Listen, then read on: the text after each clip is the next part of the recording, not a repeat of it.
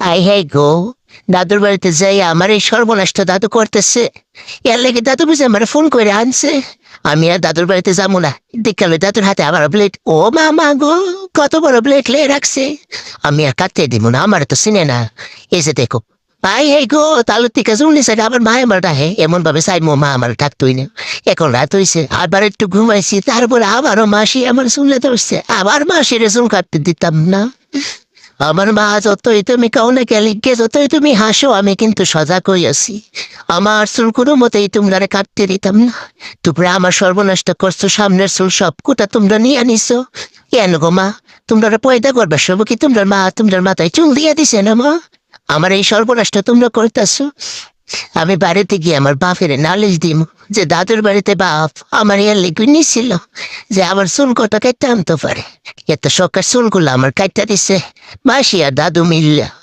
আমি আর জীবনও দাদুর বাড়িতে যাবো না। সামনের চুলগুলো সব কটা নিয়ে নিছে। আমার মনে হয় আমার দাদু দিদা আমার মার মতো চুল দিয়ে কইতা করে নাই। এখন বাজে রাত্রে 8টা 4। এখন আমার মাথার চুল কাটবো। ও মা, কিন্তু এখন তো আমার ঘুমে ফালাই দিতেছে। ওরা তোর চালাতো, আমি রাইতো ঘুমাইতে পারি নাই। কি আর করবো নে, শান্তিতে একটু আমি ঘুমাই, তোর আবার চুলগুলো কাইতো নে। এই যে আমার সরকার চুলগুলো অনেক দূর সাইড দিয়ে কাটাছে, কিন্তু পিছনে দিয়ে আর একটু লাইনের মতন একটু রাইকা লইছিল, এটাও কাইতে পালাই দিব। আমি এই কষ্ট নিয়ে তো কই যামু, এই বেল মাতালে আমি কেমনে মুখ দেখামু? তোমরা আবার একটু কমেন্টে কয়েছেন বন্ধুরা, তোমাদের ছোট্ট মোনার চুলগুলা সবটাই কেটে নিছে। দেখতে পারতাছ লেঞ্জুর রাখছে, এখন এই লেঞ্জুরটার ওগুলো সাইসা লাগবে। এখানে একটু রাখতো, আমি খোপা করতাম, বেনে পাকাইতাম, কিন্তু এই গোটা জল ঢোল হয়ে লাইতেছে।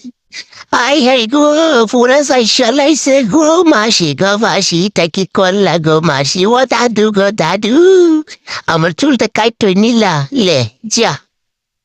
ভাই, তুই আবার চুল দেখছ না? হ্যাঁ, তুই আবার আমার মাথার ভিতরে কস আমার মাথা নষ্ট হয়ে গেছে, আমার চুল নাই। এ ভাই, এবার তোরে আমি মাইরে ফেলাইমু।